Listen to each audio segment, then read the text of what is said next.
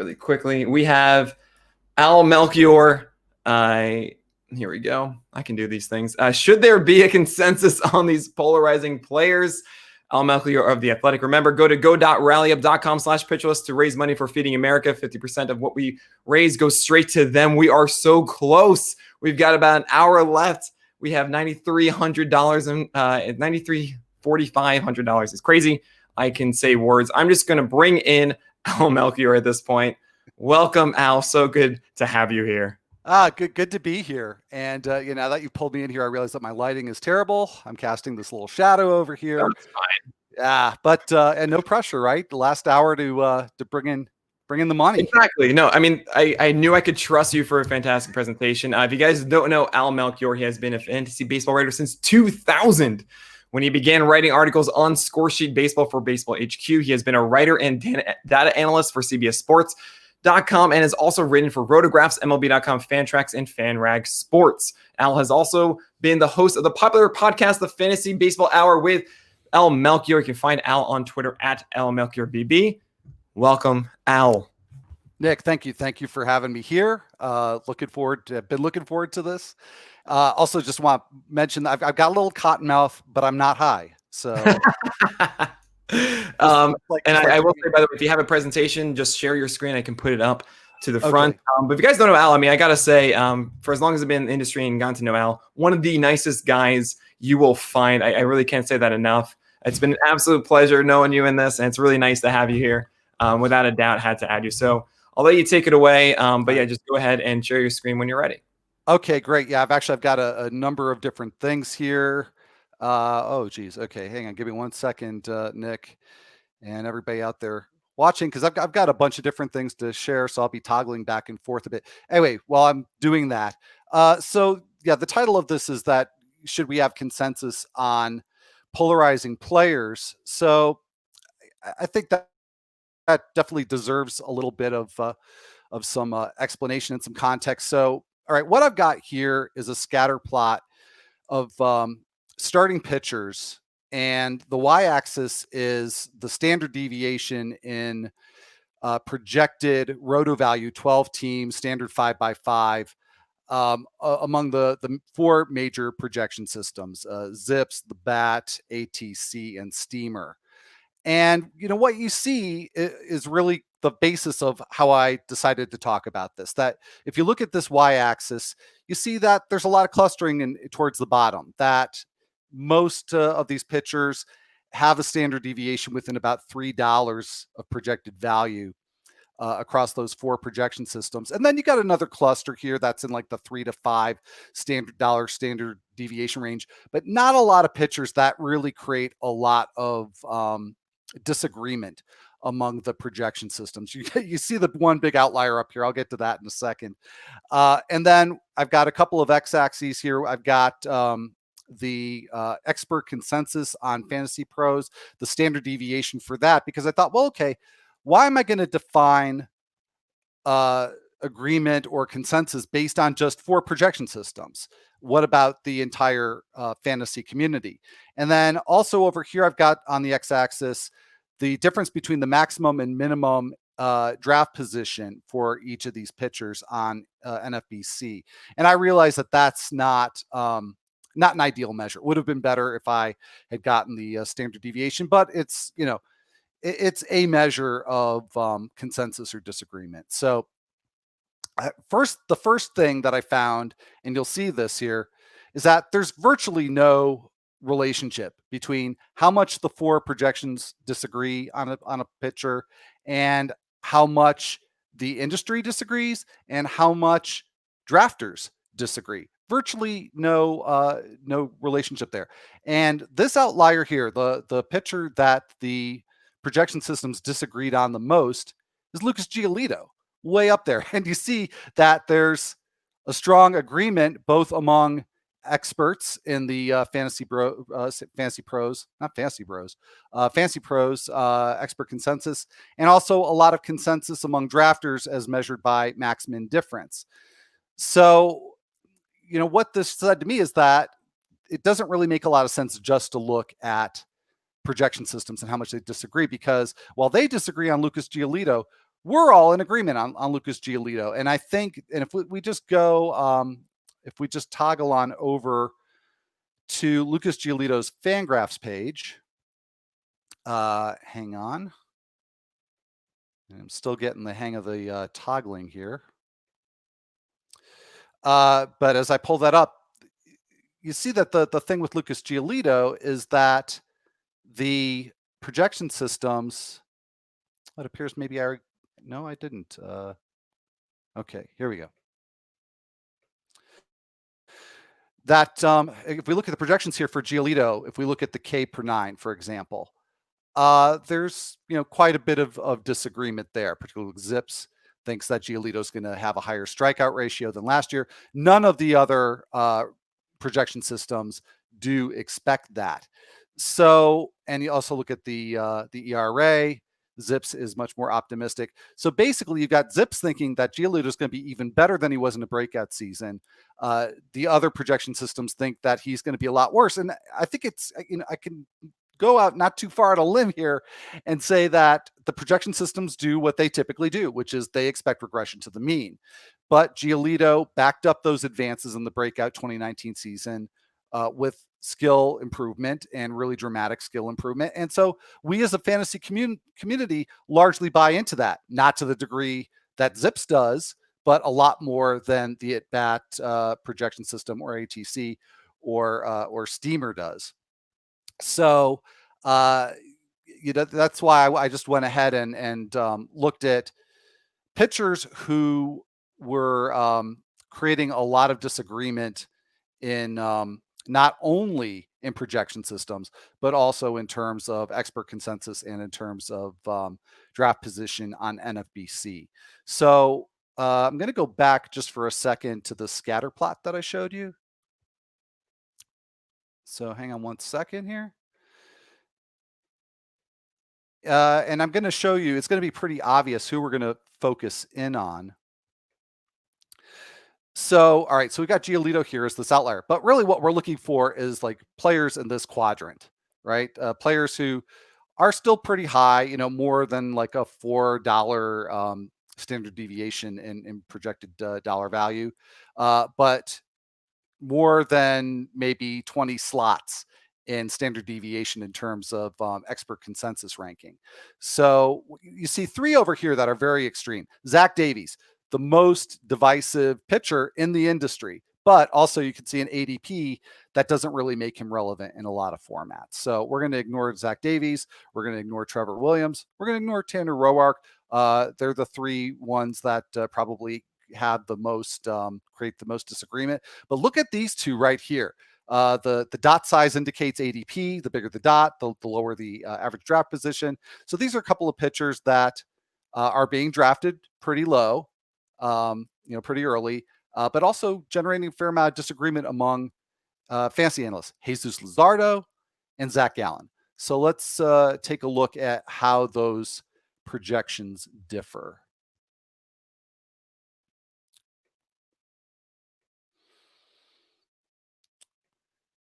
Okay. So we'll start with Jesus Luzardo. And it's not shocking that Luzardo would create some disagreement because he has all of 12 major league innings, none as a starter.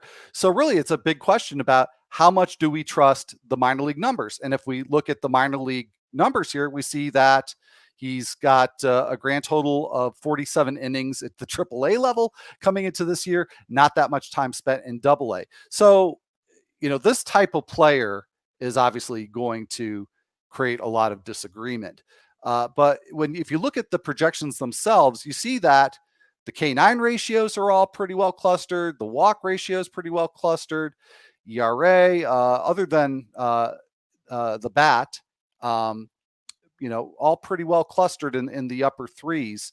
We can also go down to WHIP and see that again, the bat is a bit different in terms of projecting a low ERA, but there's a lot of clustering here in terms of the stats, but we see a lot of variation here in terms of innings pitched. ATC only had him for 137 innings. Of course, goes without saying that this is would have been for a full season. Zips had Luzardo at just 77 and a third. And then you've got other projection systems with him at 160 plus. So now that if we're going to have a season, it's going to be a shortened season. That's really going to be an equalizer, I think, for pitchers like Luzardo. There's going to be less uncertainty in terms of innings. And so, I think that raises the question then of, if we have been disparate in our assessment of Jesus Luzardo, who's somebody who has a much longer track record with similar projections that maybe we can hone in on. And the name I came up with was Eduardo Rodriguez.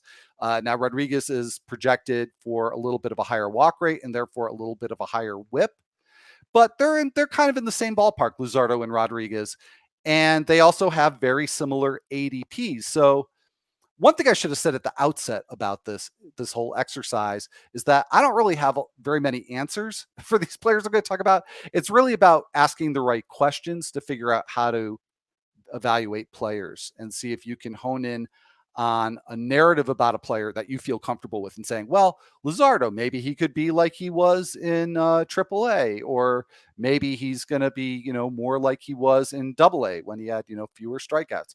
And all the while going with really, really small sample sizes at these different levels. So I think Eduardo Rodriguez is a fairly good comp for Jesus Luzardo. We probably would expect, as I said before, Rodriguez to have a higher whip, but there's also more certainty. So while I don't have an answer as to which one maybe you should rank higher or which one you should prioritize, at least you have the answer for yourself. Do I value upside more, or and the variability that comes with that and the risk that comes with that, or do I value the relative safety and relative certainty that comes with a more experienced pitcher like Eduardo Rodriguez? For myself, I would give the nod to Eduardo Rodriguez, because if we're talking about, say, an SP3, that's a point where I'm still not wanting to deal with a lot of risk. So that's how I would deal with it, but it's very much a subjective thing. So, all right, the next pitcher up is Zach Gallen, and a little bit of a similar situation here with Gallen in that more experience at the major league level than with Jesus Luzardo, but still somebody who has very limited experience. And all right, so now we've got Gallen's projections up here on his Fangraphs page, and you notice it's a little bit different.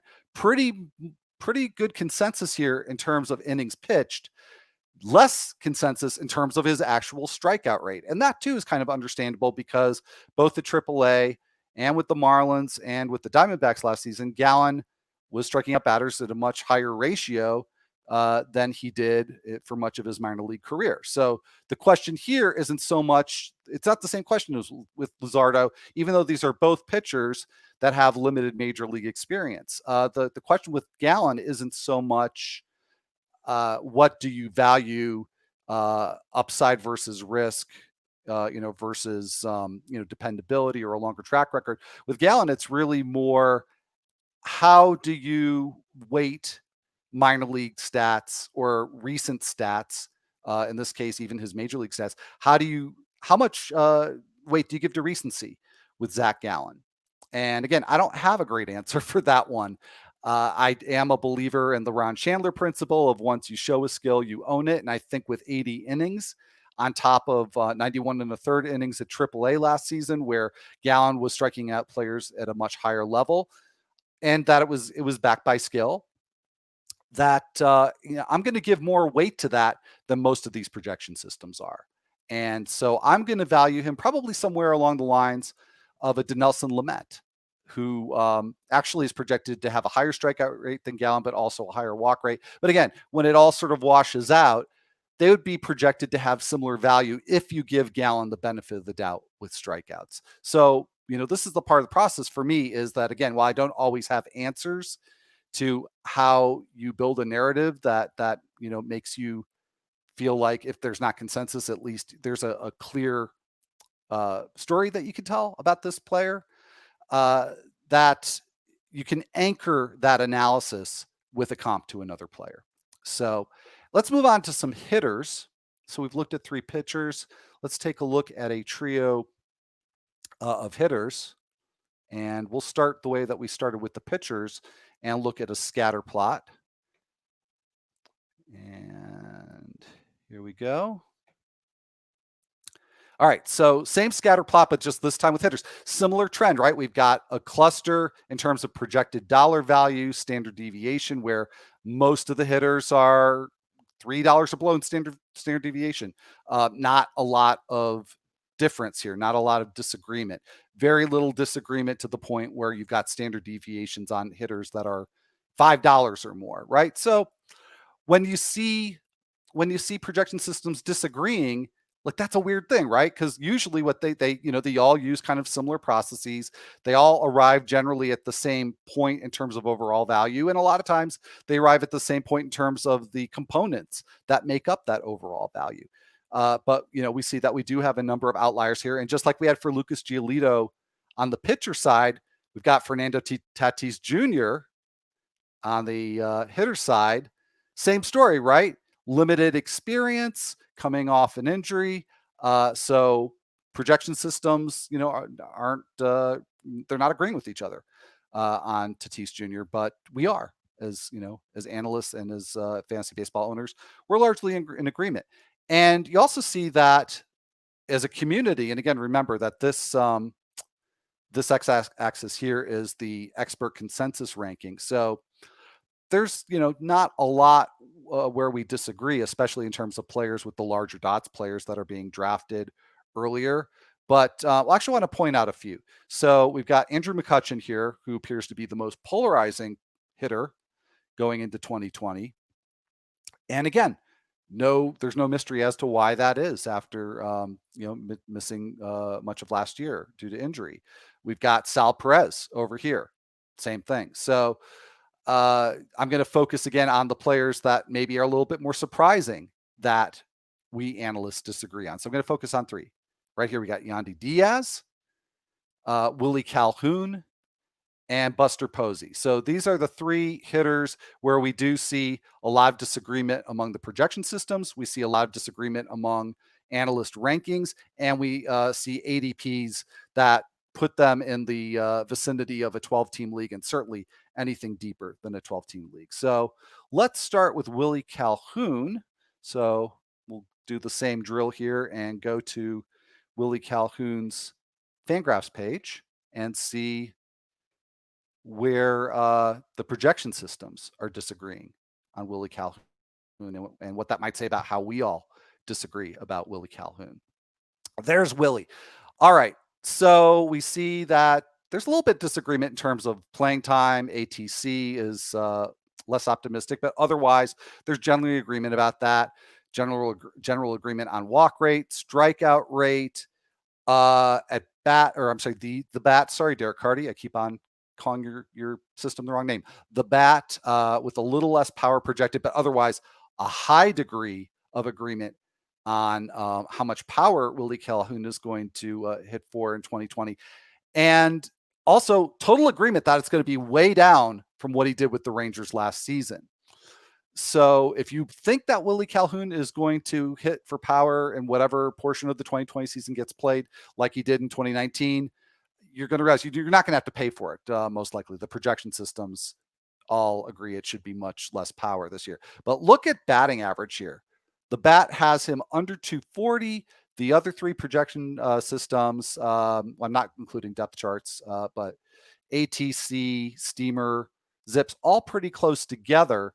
But the real difference here in terms of the bat is the BABIP. Now they're all recognizing Willie Calhoun does not get hits on balls in play very, very much compared to the average hitter. They all have him 282 and lower. But Derek Hardy's got him a lot lower at 256. So again, this is sort of an interesting issue with projection systems because they're all projecting regression to the mean. But in the case for Calhoun, progression to the mean means improvement on BABIP because last year he hit just 262 on BABIP. His career, he's hit 266 in the major leagues on balls in play. And so all these projection systems are saying, yeah, we recognize that Willie Calhoun, he pops up a lot. He's not really a candidate to hit 300 on balls in play, but he's got to do better than something in the 260s, right? And whereas the bat says, well, he's actually worse than that. So it raises an interesting question that when you have a player with an extreme profile, does it make sense for that player to regress to the mean? And in Willie Calhoun's case, I would say it doesn't, because he's always been somebody, major leagues, minor leagues, who's popped up a lot, doesn't really profile as somebody who's necessarily going to do a whole lot better than last year. And it sort of makes me curious as to what is it in the bats projection system that shows that maybe somehow Calhoun's been a little lucky on balls in play despite being below average. So again, everybody can answer that question for themselves, but at least we can narrow down where is the difference and where do we come down at that difference? What do we trust more? The batted ball profile that says he really is just maybe about 260 BABIP hitter, or the notion of regression to the mean and he's somehow got to be better.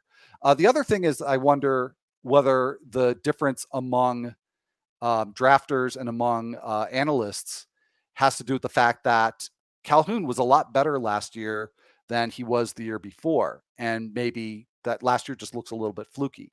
So again, then we come back to the question of recency and how much do you trust skills within one season or part of one season, which is really all that Calhoun displayed this new level of production with. So a couple of different issues there with Willie Calhoun. So let's move on to Yandi Diaz and see what kind of issues come up when we look at his projections and his stats.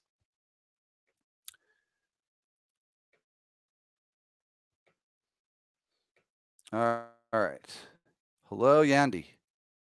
There you are. Okay. Similar thing to Willie Calhoun here, that we saw a big spike in power last year for Yandi Diaz. And of course, the thing that a lot of us have been saying about Yandi Diaz over the years is, boy, if he just didn't hit so many ground balls, the guy has raw power. He's a StatCast hero. Well, he did what we wanted him to do last year. He hit more fly balls. He was more pull heavy last year, and it showed up in this 208 ISO. And yet we see, first of all, that there's unanimity that he's going to regress to the mean in terms of that.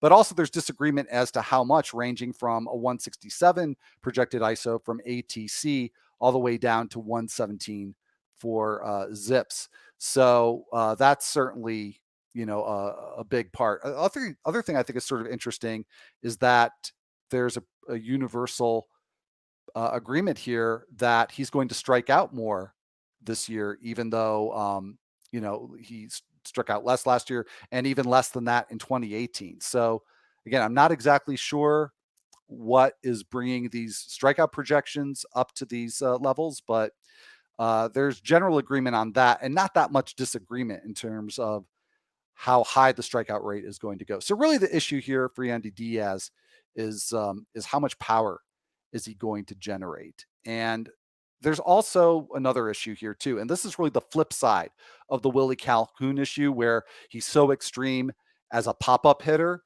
that it's a question of how low do you want to project that batting average, both on balls in play and overall. Yandi Diaz, over his career, both in the minors and prior to last season, the majors, was a far above average hitter on balls in play. He doesn't pull the ball a lot. Hitting a lot of ground balls in the past certainly helped with that to some degree. When he does hit flies, including last season, he tends to hit them lower, which is better for BABIP. So he's the anti-Willie Calhoun. Not a lot of pop-ups, not a lot of fly balls in general, although last year, again, more fly balls for Yandi Diaz. So it's the same question, but just in reverse. So if he was just a 288 hitter on balls in play last year, and yet he did many of the same things that made him a 371 BABIP hitter the year before and a 336 BABIP hitter the year before that, then why are we projecting him maybe not to go back up to at least a 330 range? The closest to that is Steamer, that's got him at 327. So again, same issue coming up for Willie Calhoun, just in the opposite direction. So as you're looking at these projections and saying, which one makes the most sense to me? Well, the way I would answer this is that, I probably would go with a Steamer type BABIP that gets him back around 330 on BABIP, but maybe with more power, like Ariel Cohen has here with the 167 ISO, because he did hit more fly balls last year. He's always had a lot of exit velocity, and maybe he should be closer to 208. I think it's fair to expect regression, but maybe to the level where Ariel has projected it, as opposed to where the other projection systems have expected. So let's take it one last hitter, and this is somebody that really has not been on my fantasy radar in a pretty long time, and that's Buster Posey. But he turned out to be one of these hitters that created some disagreement, and it really sort of intrigued me. All right, so here's Buster Posey's Fangraphs page and his projections, and you'll see that there's one set of projections that really stands out here. I mean, there's agreement on batting average, there's agreement on walk and strikeout rates, but there's disagreement in terms of plate appearances, and then relative to that, in terms of run production. And so it all comes back to expectations for playing time, because as you see, Steamer here has him for 516 projected plate appearances over a full season. And they've also got him with the highest run and RBI projections out of the group, and also the highest home run total, although it's a small difference because you're just talking about not big power expectations. So with Buster Posey, it really comes down to, it may not look like a big difference, but it really comes down to a difference between Steamer, that has him with the 5th highest level of projected roto value, versus all of these other projection systems that have him like around 16th, 17th. And ADP is consistent with those other projection systems. So when I looked at Posey and thought, well, gosh, if he's got more playing time and he can actually be a top 5 catcher, because all these other parts of the projection seem reasonable to me. I mean, maybe a little bit more power with the 136 ISO than we would expect, but it doesn't seem outlandish. So, the question this raises in terms of developing a narrative to kind of help you to zone in on how much value you should expect and where to draft or how much to spend on Buster Posey really comes down to, is there a reason to think that he's going to go to the plate now? Obviously, now it's not going to be 516 plate appearances, but a proration of that in whatever length of season we wind up having. Now, if we were playing a full season, I would really, dismiss the Steamer projection, because that's far more playing time than he's had each of the last couple of seasons. Last year, he spent some time on the concussion DL. He's had some health issues the last couple of seasons. Certainly, the age curve is not going to look well upon Buster Posey. But again, in a shortened season, maybe his chances to play that share of games and have that share of plate appearances, maybe that does help him out. Maybe that puts him in the discussion, if not one of the top 5 catchers, maybe that puts him in the discussion to at least be a number 1 catcher. But then again, you've got that same issue for a lot of other catchers that maybe you wouldn't have expected to play as much, but in a shortened season, maybe they play more. Hard to say, but I think too, as we maybe learn more about if there is a season, what the particulars are going to be, then that gives us something to think about for Buster Posey, and maybe gives me a reason to think about him in one catcher leagues when I haven't really thought about him in that vein in quite a few years. So that's pretty much all I've got on this. I'm interested to see what people think about these players and where they come down on these various issues on expected playing time, regression to the mean for players that have extreme profiles, players with limited track records, and whether you choose upside over safety. So that's pretty much what I got. Hey, Al. Nick. All right. By the way, I think I have that exact shirt somewhere. I love it. I'm glad you didn't. Well, maybe you should have worn it today. I know. I was thinking about it. That'd been awesome. Cool. So I want to obviously, guys, leave your questions right now for Al. I mean, by the way, Al has been very generous to give away a free consultation, of course, for your fantasy team, which I'm going to get right now from mine. Now, but please leave your questions now to ask Al, as we have about like 25 minutes or so. I guess my biggest question for you right now, when you're talking about all the stat cast data and weighing all the projection systems and everything like that. Was that all the players that you're kind of like, okay, now I'm in on because of this stuff, or not? Or are there other players that you didn't really highlight? They're like, okay, you know what? Now I'm in for this shortened season. I think in the case of, like I said, Buster Posey, Jesus Luzardo, to me, the shorter season probably improves their value a little bit. But I really can't emphasize enough that doing this exercise gave me more questions to answer than answers to give you or anybody else. So really, these 6 players, I chose them because, as the title implies, I mean, they're polarizing players. They're polarizing in the projection community. They're polarizing in our community. They're polarizing among the larger fantasy baseball drafting community. And I just kind of wanted to, for myself, see if I could come up with a narrative that was convincing enough that maybe there didn't need to be so much division over these players, so much polarization. But that was the goal. And so what I gave you the title for this presentation. Maybe I should have waited to do that, because I kind of went into it with the hope that, like, I'm going to find the answer and I'm going to find this narrative that's going to make sense. Right. But really, it leaves me with more questions about, should we regress players with extreme profiles to the mean? Should we, if Jesus Luzardo is pitching in an 82 game season, I mean, does that really create more safety for him vis-a-vis a more experienced player like Eduardo Rodriguez? So it's a long answer to your question, but the answer is no. I'm not really in on these players. I just feel like I have more interesting questions about them. That's interesting. Now you bring up Luzardo versus Erod. And I think anyone that just listened to my fireside chat with Spore would very much know how I stand on that one. Where would you right now? I mean, you're essentially questioning it. I'm curious actually where you think that you would fall. I would fall on Erod. Not literally. My image is neat that he doesn't play anymore. Yeah. Because, I would view him as an SP3. Mm-hmm. And, I think I think that's one that could be very subjective, because I think there are probably people out there. I don't think there are very many people who really want to be taking big chances with their 1s or 2s. Okay. Maybe with 3s they do. I really want to take the bigger chances, I think, starting with the SP4. Sure. I really want a lot of safety with my 1s and 2s. Derek Van Riper and I had a discussion about this. And actually, I'm thinking about it, might have been Michael Beller. I think it was Michael Beller. So my apologies. They both have like 2 of the deepest voices. I know, exactly. Who can tell, right? Yeah.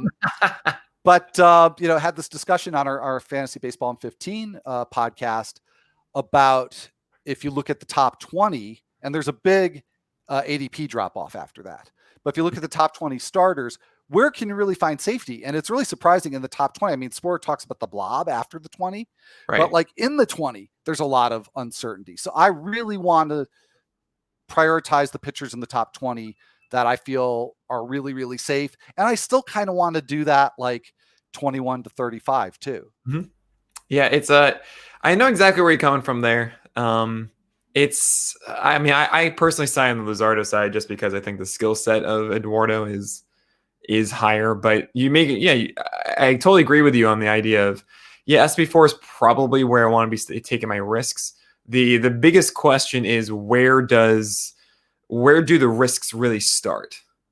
Right. And that's the hard one, because some people will say, okay, well, if I'm not getting risks, then I got to take a pitcher or 2 of them in the first 3 rounds or so. Like, I need to do that because everyone after that is just risky. Is Strasburg going to repeat what he just did? Is Bieber? Is Flaherty? I mean, these are all massive risks. I see it more as coming around 35 or so, maybe 40. That's where actual risks start for me. I think the relative floors of most guys. I mean, sure, there are like Lasnow, maybe he just gets hurt again, and that was a ridiculous 11 starts or whatever that he had, or really 8, and then some 3 weird ones later. When you think about that, 8 starts or whatever, it's fine. I'm not going to do that tangent right now, but it is interesting to think, like, where are those risks, and then how stable am I with someone getting like a David Price or a Kenta Maeda or a Lance Lynn? Is that actually taking a risk, or is that really more of a conservative one? So considering that these guys you just listed weren't really the ones necessarily that you're on, just have more questions, who would you classify as maybe one or two guys that you actually like, okay, I found myself getting this guy a lot, and I'm definitely in on him for 2020? Well, one for sure is Lucas G Alito, because and he was, the first pitcher that I talked about, and Yep. he's certainly not a huge bargain for me, but I buy into what he did last year, and so even with the exception of, and I'm trying to remember, I think it was Zips, but one of the projection systems thought he would get better this year, but all the others were really factoring in some pretty significant regression. And I'm just not expecting much regression. So I think, I think relative to some other players, some other pitchers in that range, there's some relative safety there, and obviously there's risk because of the relative lack of the track record at that level. But part of what really makes me a little bit more optimistic about Giolito, I think maybe than some others, is that the improvement really did start in 2018.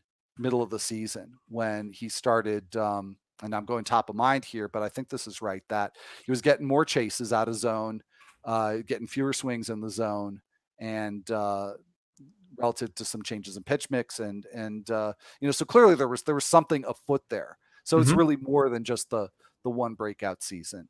And I also don't quite understand the degree of negativity on Hyun-Jin Ryu. Sure. So I have found myself getting him quite a bit, because I just think that the price on him has dropped too low. All right. Yeah. I mean, I think the shortened season certainly helps Ryu, right? Yeah. Because the Blue Jays themselves were even saying, hey, we don't expect more than 150 innings from this guy. And I'm like, thank you. Okay, we understand this now, like collectively, that we don't expect a lot of innings. But now a shortened season, I mean, Ryu, I'm sure he's still an injury risk, but I mean, he should be able to do 90, 100 innings or so in that time, something like that. With G Alito, yeah, you're totally right that last season wasn't unfounded, right? Like there were significant changes there. I mean, the arm angle coming back, the elbow, shortening it, much better changeup and stuff. I like, he's a prime example of something that I should look back and think of all the pitchers I've said this about, and it actually comes to fruition. But he's someone I think is going to take a step back in one area, and that specifically is his changeup, but could very likely take a step forward with another, and that's a slider. And maybe that will equal it out. I don't know. Maybe. I mean, he had this really ridiculous start to the year that really inflated him a bit, even though he was smooth sailing, save for like a little blip, I think, in July or August for G Alito. But yeah, he's someone that like I want to put down at 30, and then next day I'm like, no, he should be at 18, and it's just yeah. So I think I have him. I'm kind of with you. He's around like 20 for me. I don't know if that's someone you'd push higher than that with his starting pitchers, or maybe lower. That's probably for sure. And in that same range too, I should also mention Charlie Morton. And I've wound up with him in a couple of leagues, and to me, he profiles as a low end SP1, even in a 12-teamer, and yet his ADP is get pretty close to 20. I think it's around 18, 19, 20. So again, not a big difference, just like G Alito. I mean, I may be only a few spots ahead, but when you're talking about that limited number of reliable high-end starting pitchers, valuing somebody 5 spots more than somebody else does, or than the consensus does, you're going to probably wind up with that pitcher a lot. Definitely. Yeah, I love the Charlie Morton pick, by the way. That's fantastic. I mean, shortened season, and he also normally gets gassed by the end. And this is someone that was performing as a top 10 pitcher easily, 30+% strikeout rate, fantastic ratios, increase that curveball usage. As you can just see it, right? Better velocity, better command, and a better secondary pitch that earns a ton of whiffs that he's throwing more often. That's Papa John's. That's amazing. But by the way, we are 19 minutes away from closing down the fundraising, and we are $250 away. We are so close to this $10,000 goal. I cannot believe how close we are right now.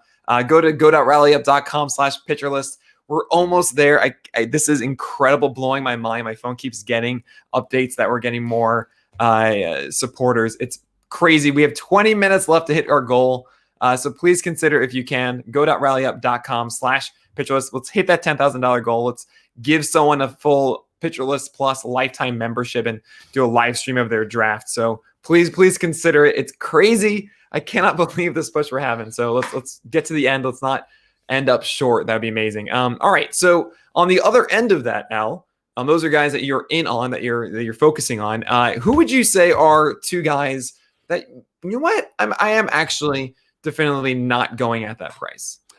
Well, the first one that comes to mind for sure is Shane Bieber. And yeah, I'm really interested to get your perspective on this, because there seems to be, in fact, I'll throw another one out there, right in the same vicinity, Walker Buehler, who last time I looked, which was just a few days ago, at NFBC ADP since the shutdown, May 12th forward, he was ahead of Max Scherzer.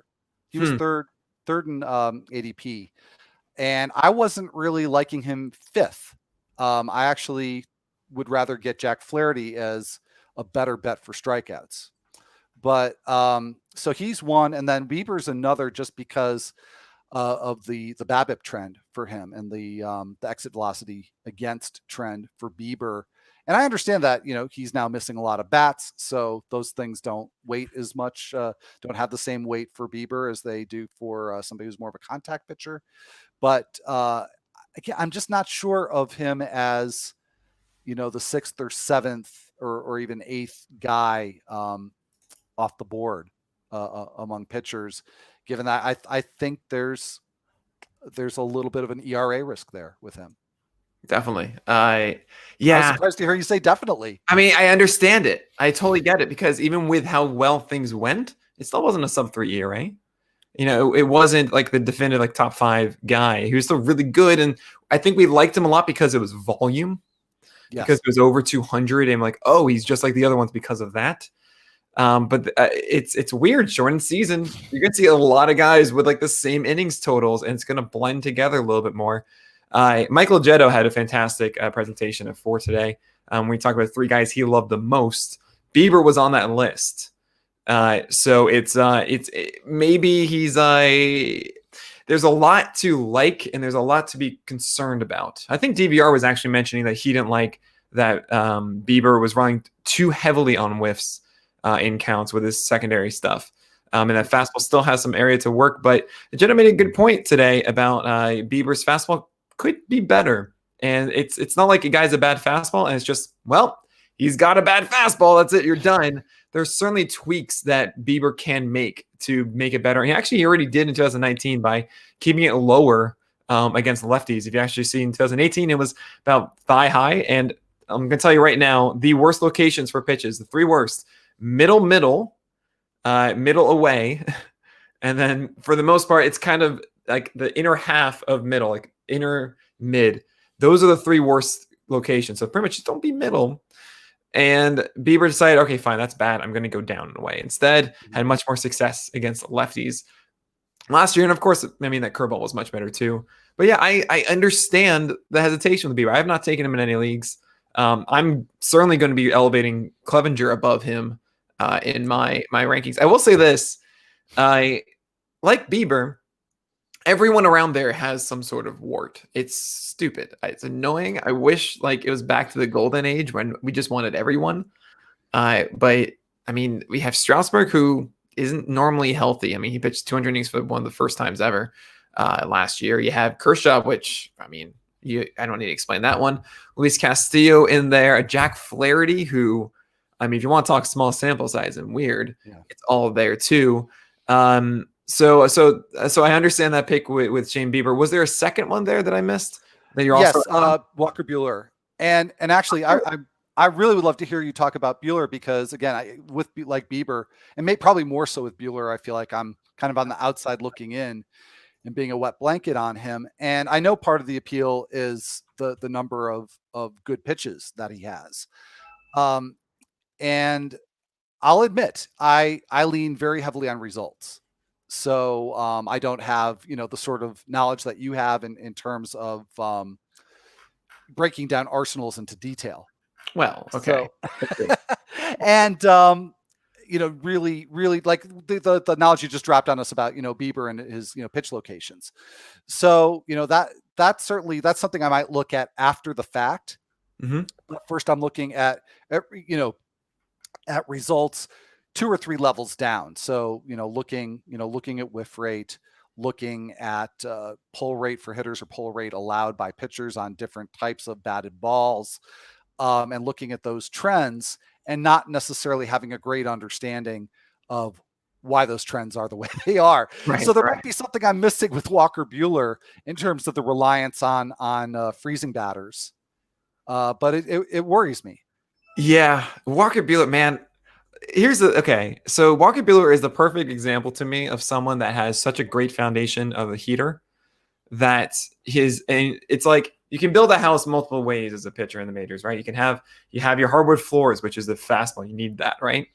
And then you can have all these different kinds of walls and furniture and stuff.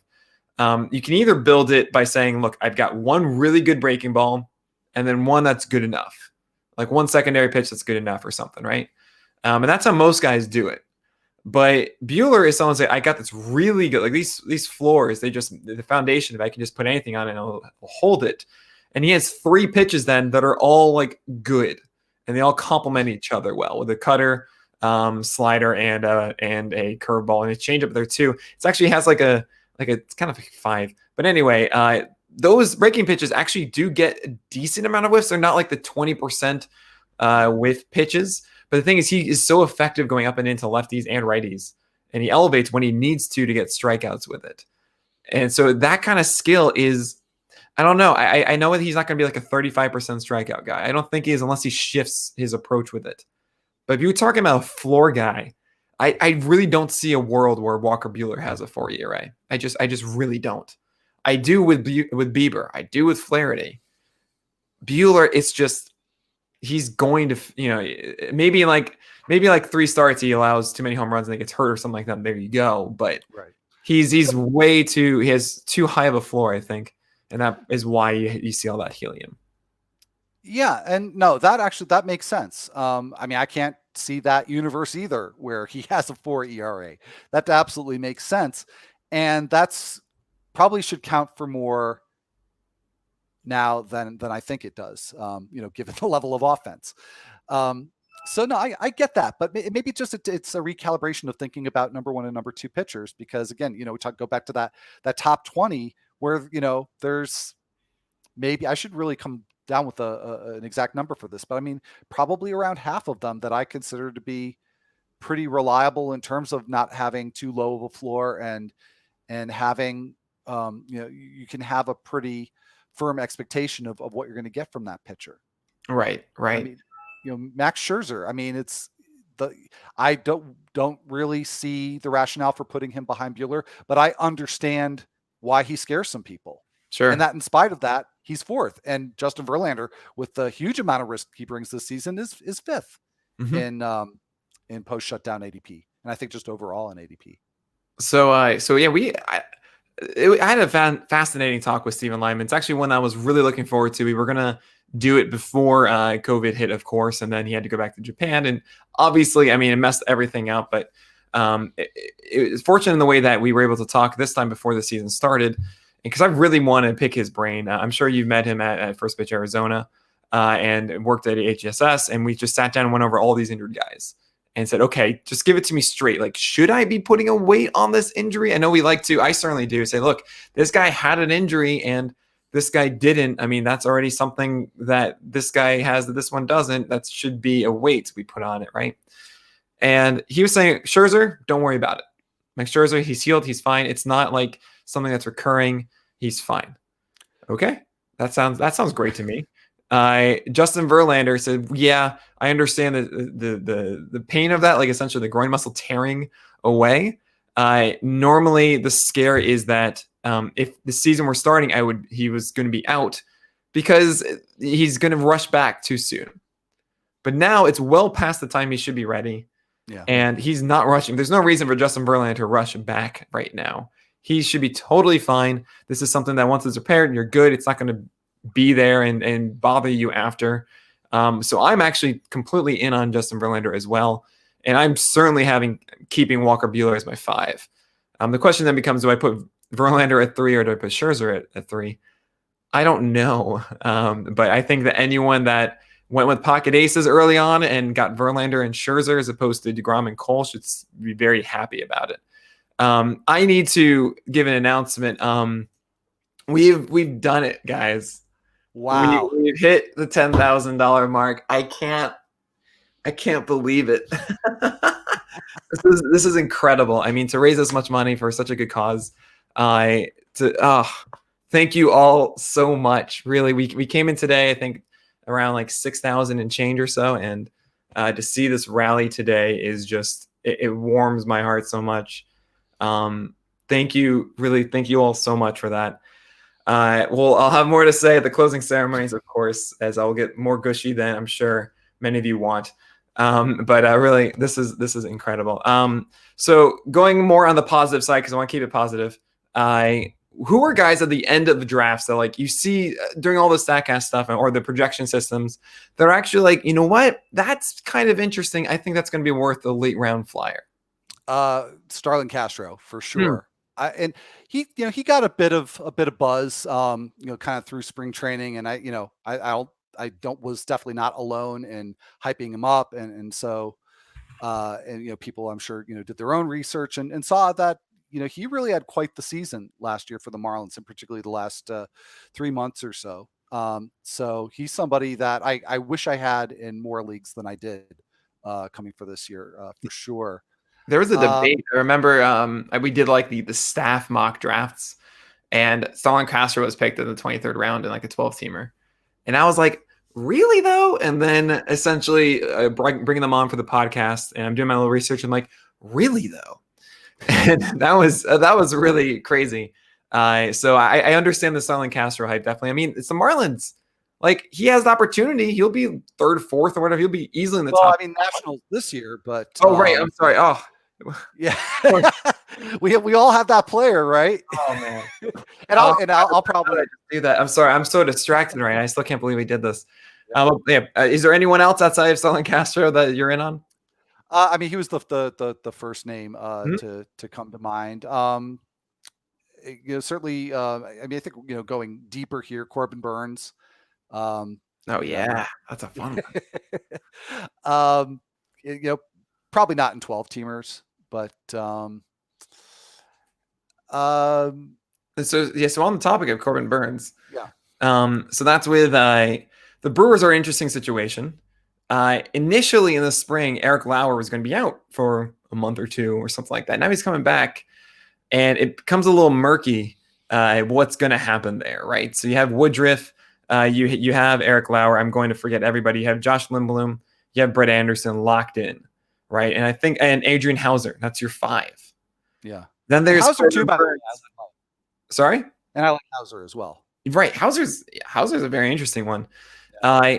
I still understand, like, is Lauer going to keep that? I hate the nickname I had from I'm trying as much as possible to be as positive as possible moving forward. So I'm getting rid of my Eric Lauer nickname.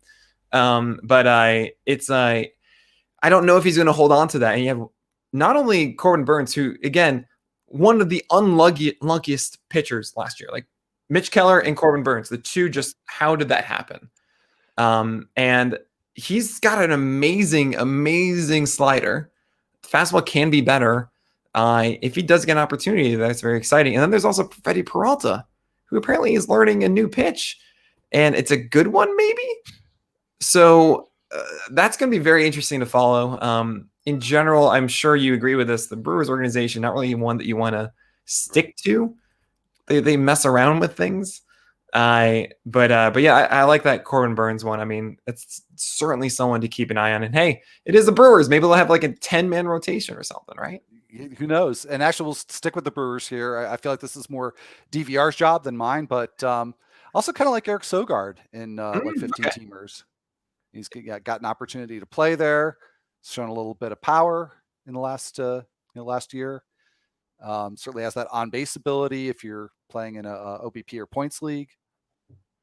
So I mean, he is the face of baseball, and he is, after all, right? All right, last question I have for you, Al. I want you to talk about yourself here. How did you get into this industry, and where was the first place that you wrote? Well, first place I wrote was Baseball HQ, and as you mentioned in your introduction, 20 years ago now. Woo. So yeah. So I've been doing this for 20 years, 10 years full time.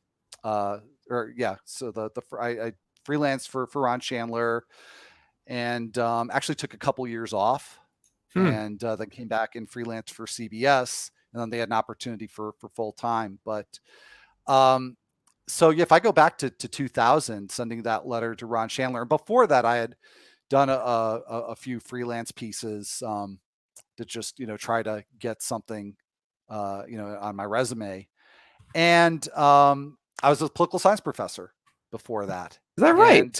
And my wife was and is again and is now. But it's very hard for two political scientists to get jobs in the same place. So we were commuting, terrible. And so I just said, forget it. I'm gonna drop this and move to Miami, where she was teaching at Florida International, and I needed to find a new career. And I was totally obsessive about. I'd only been big into like roto for about a year at that point, but I was playing score sheet, and I had played Earl Weaver Baseball 2 for a bunch of years. And I was just really obsessed with it. So I'm like, well, let's see if I can, write about baseball. And somehow, I don't know how or why, but Ron Chandler, I'll never forget how shocked I was getting that email from him saying I got the job. So was that your first time applying to them? Yeah. So you beat out Brent Hershey, I believe, maybe Ray Murphy. I think they both were initially declined, and then they came back after. So you were a first timer. Well, now I'm really. I'm so sorry if that's not true, Brent or Ray. You guys are amazing. He made a mistake either way, by not hiring you in the first place. But just I thought that was pretty funny. But yeah, so you Baseball HQ with Ron Chandler.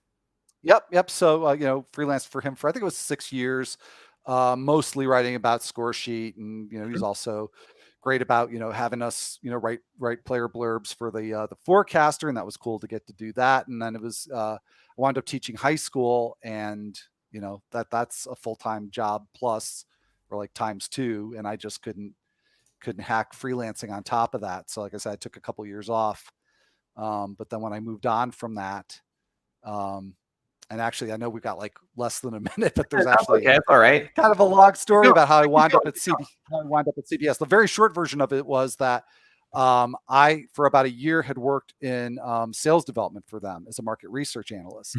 And I was like always trying to angle like, hey, if you need anybody to write, freelance, and they weren't doing that at that point. But several years later, I got a call from the editor saying, hey, did you still want to do freelance for CBS?